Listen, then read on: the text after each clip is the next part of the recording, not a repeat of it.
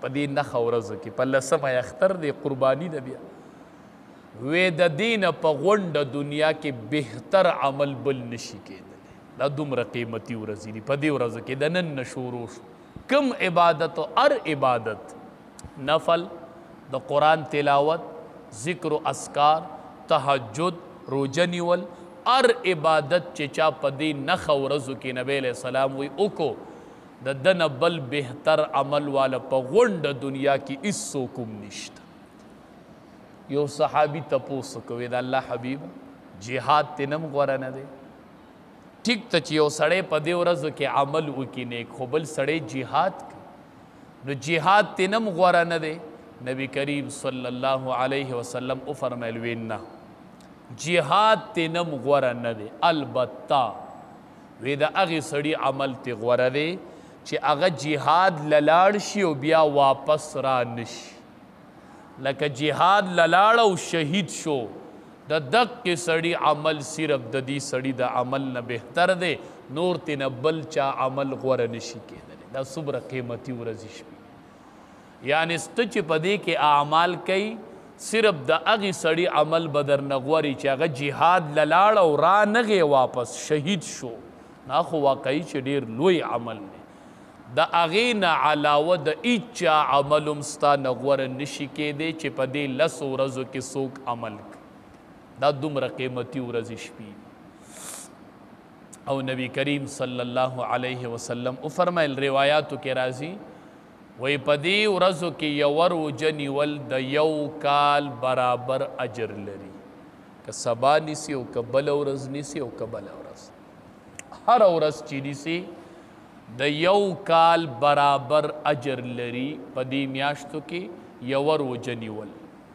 چې یو سړی یوه روژه ونیسي د دې ذوالحجې په میاشت کې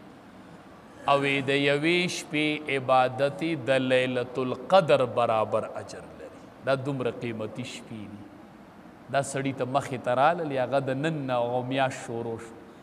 د یوې ورځې روژه د 1 کال برابر اجر لري او د یوې شپې عبادت د لیلة القدر د شپې مره اجر لري نو پکار ده چې دې شپو کې او دې ورځو کې عبادتونه وکړو دا لږې ورځې شپې وي د قرآن تلاوت پکې شروع زه هم کوشش یو بنده کولی شي چې ټول قرآن پکې ختم کړي نو ډېره بهتره د ورځې درې سپارې تلاوت کې 3 نیمې په باندې 3 نیمې نو چې د اختر شپه راځي نو ده به په دې نښو کې قرآن ختم کړی نو چې الله ته په دې شپو ورځو کې نه بل عمل غوره نشته او چې سړی پکې لا ټول د الله کلام ختم کړي چې څومره اجر او فضیلت به لري داسې هر عمل چې پکې څوک کوی نو ښه خبره دا ده چې دې کې مو هر قسمه اعمال وکړلی شي د تهجد کوشش پکې مو وکړلی شي چې هره شپه سړی تهجد کې او د فرض مونځ خو چې د سړي نه پوت نشي او با جماعت چې د جمع سره مونځ کوو د جماعت سره مانځه کې حاضري کوو دا ډېرې قیمتي شپې ورځې هره ورځو کې خو دې شپو کې دې شپو ورځو کې ډېر اجر لري نو هسې نه چې دا قیمتي شپې ورځې رانه هسې لاړې شي بیا به وایي کاش چې زه مخکې خبر وې نو نن اوله ورځ ده او ما خبره کړل نو دا ډېرې قیمتي شپې ورځې دي او په دې کې یوه ورځ را روانه ده چې هغې ته عرفه وایي عرفه هغه پکې هم را روانه ده او دې ورځو کې به تکبیرات تشریق هم راځي هغې ته هم بیدار اوسېږئ الله اکبر الله اکبر لا اله الا الله والله اکبر الله اکبر ولله الحمد دا وازونه به مو چتو که خیر د عرفې د ورځې نه به دا شروع کیږي ټیک ته چې دا د عرفې د ورځې نه شروع کیږي خو د صحابه کرام مبارک نقل شوي دي چې کله به دا میاشت شروع شوله هغوی به په دې تکبیراتو شروع وکړي په لاره به روان و لوان به ولاړ به ځان له به تکبیرات ویل عبدالله ابن عمر رضی الله عنهما بارک راضي وي د ذوالحجې میاشت او دې بازار ته ورغی په بازار کې لیږیا شوې الله اکبر الله اکبر لا اله الا الله والله اکبر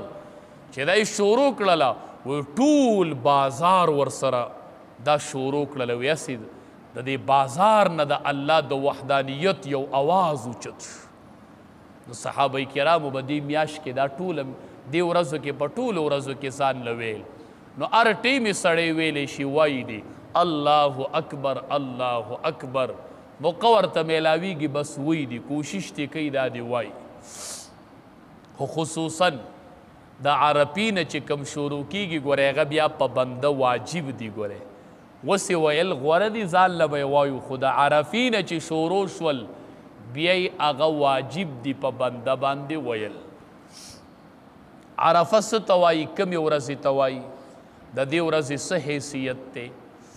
ما مخکې م ویلي عرفه چې ده دا د دې میاشتې نخمې ورځې ته عرفه وایي. د دې میاشتې چې نخمه ورځ راشي هغې ته به